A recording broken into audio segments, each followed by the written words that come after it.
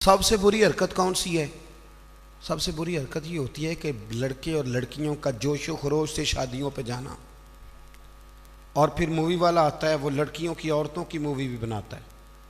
और अब तो अल्लाह खैर करे, मूवी को वैसे ही लोगों ने फ़र्ज किफ़ाया समझ लिया है।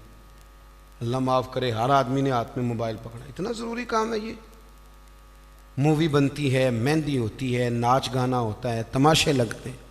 फिर मैं हैरान होता हूँ, जवान लड़कियों के हाथों में फूल दे के उन्हें खड़ा किया जाता है कि दूल्हा जब आए तो फूल फेंकना। दूल्हे के साथ बूढ़े बूढ़े लोग होते हैं कि जवान लड़के होते हैं? बोले तो वो फूल क्यों लड़कियां फेंकती हैं? लड़कियां सारी बुरके में होती हैं, छुपे हुए मुंह होते हैं, तो सारा खानदान तो ब्यूटी पार्लर से तैयार होके आया होता है। तो आप तो गुनाह को आवाज दे रहे हैं। पता है रस्म कैसे ईजाद हुई? साहिब फुतूह शाम ने लिखा है, ये लड़कियों के फूल फेंकने की रस्म जब कादसिया के इलाके हजरत साद बिन नबी वकास रदी अल्लाह ताला अन्हु फतह कर रहे थे, तो आप एक ऐसे इलाके से गुजरे जिसकी इमारतें बड़ी शानदार थीं। अल्लामा वाकदी कहते हैं कि दूर दूर से लोग वो इमारतें देखने आते थे कि भाई फन तामीर का शाहकार हैं ये चीज़ें। उस एरिए से गुजरना था मुसलमान फौज ने, तो ईसाइयों ने और यहूदियों ने एक चाल चली। उन्होंने औरतों से कहा, खूबसूरत लड़कियों से, कि फूल पकड़ लो और जब फौजी गुजरे तो इनके ऊपर फूल फेंकना। अगर 2-3 जर्नल भी तुम तबाह करने में कामयाब हो गई तो मुसलमानों का हम ज़ेर कर लेंगे। फूल फेंको। छतों पे चढ़ गई, और छतों की तरफ नौजवानों ने देखना वैसे ही है, चूंकि शाहकार है हमारी मनाजिल। हज़रत साद बिन नबी वकास रदी अल्लाह तआला अन्हु आगे आगे थे। समझ आ रही है ना मेरी बातों की? आगे आगे जा रहे थे, कमान कर रहे थे फौज की। जब आपने देखा औरतें छतों पे हैं, तो हज़रत साद बिन नबी वकास शरारत समझ गए, साजिश समझ गए। लोग जहर भी जो होता है ना, जहर भी दूध में डाल के देते हैं, डायरेक्ट नहीं देते। उन्हें पता होता है कि जहर रगों में कैसे उतारना है। जनाब साद बिन नबी वकास आगे आगे थे। जब देखा औरतें छतों पे हैं तो फौरन बोले, घोड़े पे चढ़ गए और फौज की तरफ तवज्जो करके कहने लगे, फौजी हो, तुम्हें पता है ना अल्लाह क्या फरमाता है? रब फरमाता है मर्दों से कहो नजरें झुका के रखे। नजरें कौन भला जी? मोमिन मर्द। कुरान मजीद ने हुक्म दिया कि मोमिन मर्द नजरें। इसका मतलब है मर्द वो नहीं होता जो अकड़ अकड़ के चले। मर्द तो है ही वो, कद ऊंचा हो, नजरें झुकी हुई हो। मर्द कहते ही उसे, मर्दों से कहो नजरें झुका के रखें। 10,000 फौज थी, औरतें फूल फेंकती नहीं। 10,000 फौजी गुजर गया, पर एक ने भी नजर उठा के नहीं देखा। जब सारे गुजर गए तो उन औरतों ने प्लेटें फेंकी और कहने लगी, ओ बेशर्मो यहूदी और ईसाइयों, तुम किस तरह के लोग हो? अपने मकासद के लिए बहू बेटियों को इस्तेमाल करते हो, और ये कितनी शान वाले हैं। एक आयत सुनी है, नजरें झुका ली हैं। तुम भी गलत हो, तुम्हारा तरीका भी गलत है। आज के बाद हम मदीने वाले रसूल का कलमा पढ़ेंगे, हम मुसलमान हुआ करेंगे। और हमारे यहाँ शुरू उन्होंने की थी, और अल्लाह खैर फरमाए, रंग हमने पकड़ लिया उसका। हमारे यहाँ औरतें फूल फेंकती, बुजुर्ग नहीं फूल फेंक सकते, नौजवान नहीं फेंक सकते। खुदा का खौफ करें। और फिर मर्द औरतों का इख्तलात होता है, और फिर उससे आगे शादी के बेपनाह खर्चे, बेपनाह कर्जा उठा के शादियां करते हैं। निकाह में तो 2 आदमी जाएंगे, 2 जोड़े जाएंगे। और मैं आपको एक शरई हुक्म बताता हूं, आपका सगा भाई, इधर देखो मेरी तरफ, सगा भाई अपने बेटे की शादी पे अगर आपको न बुलाए तो उससे नाराज होना जायज नहीं। तुसी तो मेरे नाल भी हो गया। ओ भाई, सगा भाई भी अगर अपने बेटे की शादी पे न बुलाए तो उसकी मर्जी है, ना बुलाए चाहे ना बुलाए, उससे नाराज होना जायज। तो आपको तो मंगनी में ना बुलाएं तो नाराज हो जाते। और अगर कोई कार्ड भेज दे ना सिर्फ वलीमे का, कहने ने हूँ वलीमे ते भी वही जान गए जेड़े जांच नाल गए सन, असी सिर्फ वलीमे ते, भाई फ़र्ज है आपका जाना। हाँ, हुजूर ने हुक्म दिया है कि वलीमे की दावत दे तो ज़रूर जाया करो। लेकिन इसके इतने ज़्यादा खर्चे हमने कर दिए। हमारे बच्चे, अब नाराज़ ना होना, गुनाह इसलिए आम हो गया कि हमने निकाह मुश्किल कर दिया। निकाह मुश्किल हो गया। अगर हम इसके अखराजात कम करें, मैं शादियां देखता हूं, मुझे लगता है इतने पैसों में 6 शादियां हो सकती हैं। कर्जा उठा के शादी कर ली, 15 दिन नहीं गुजरते तो पैसे लेने वाला आ जाता है। वो कहता मेरे तो रखना पहले। तो अब वो बच्चा बेचारा, उसने क्या शादी के बाद खुश रहना, वो तो कर्जे अदा कर रहा है, घर में लड़ाई पड़ी हुई, 1 महीना पूरा बीबी जेवर नहीं बेचारी पहन सकती, वो सारा कर्जे में चला जाता है। गलत काम करते हैं हम। सुनो, हज़रत अब्दुर्रहमान इब्न औफ रज़ी अल्लाह ताला, सहाबा में सबसे अमीर आदमी, सबसे अमीर। ये बुखारी में हदीस है, फजर की नमाज ना उन्होंने नबी करीम अलैहिस्सलाम के पीछे पढ़ी, सफ़ेद कुर्ता पहना था तो उसको जर्द रंग का दाग लगा हुआ था। तवज्जो है ना मेरी बात? सफ़ेद कुर्ता और जर्द रंग का दाग। नबी पाक सल्लल्लाहु अलैहि वसल्लम ने कहा ये अब्दुर्रहमान ये क्या है? अर्ज़ की या रसूलल्लाह मैंने रात को निकाह किया था, खुशबू लगाई थी तो वो दाग रह गया।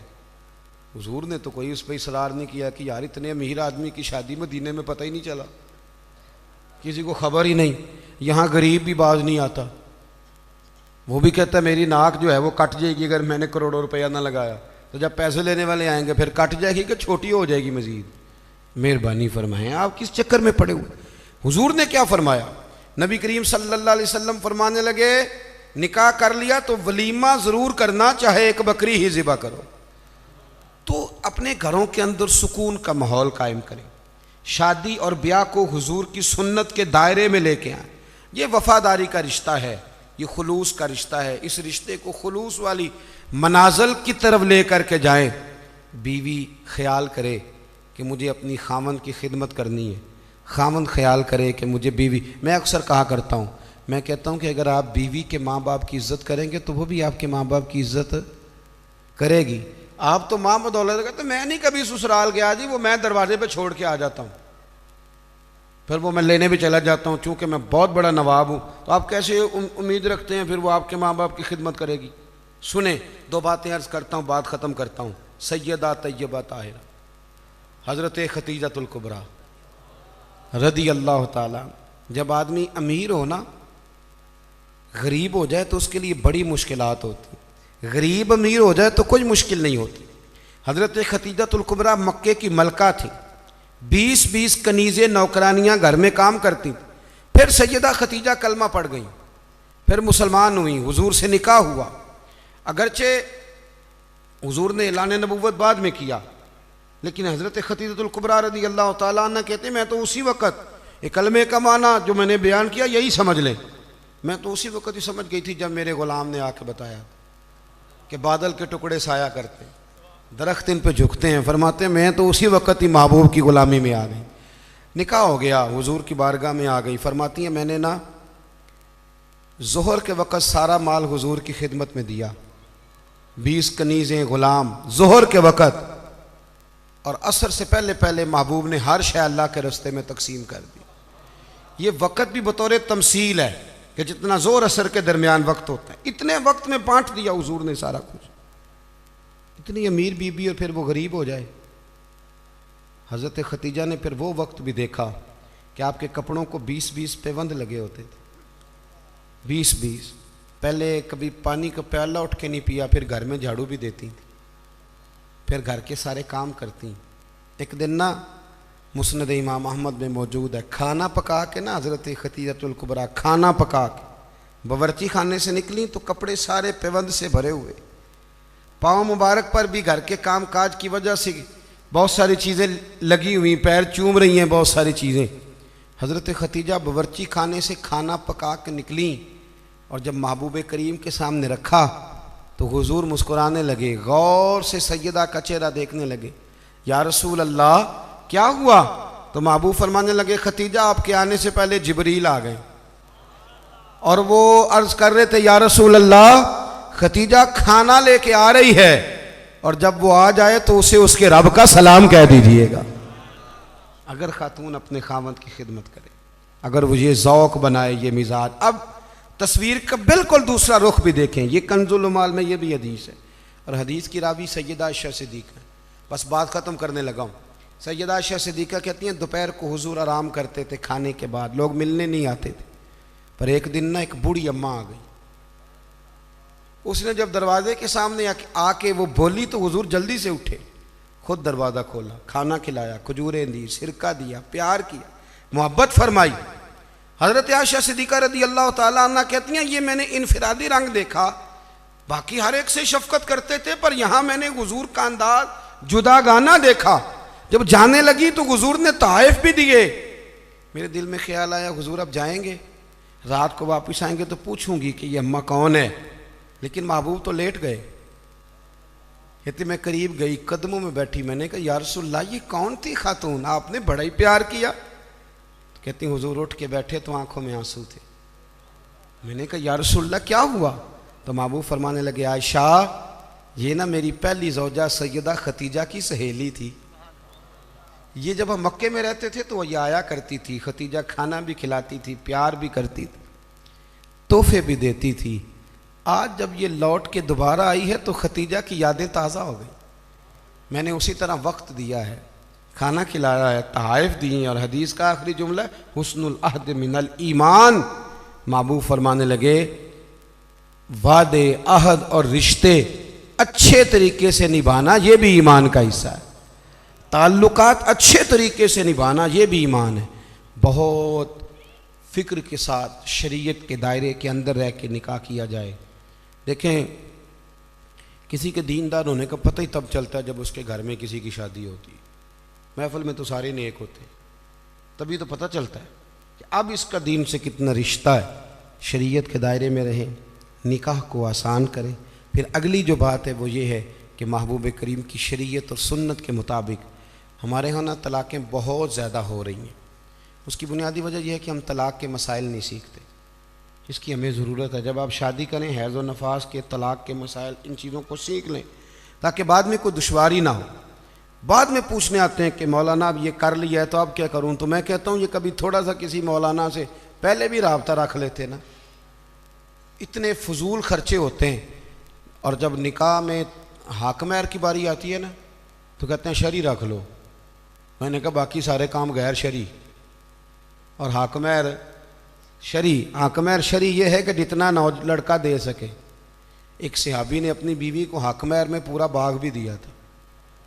जितना कोई ये कोई नहीं है 32.25 रुपये पता नहीं कहाँ से निकल आए हैं, कोई इनका ताल्लुक़ नहीं है।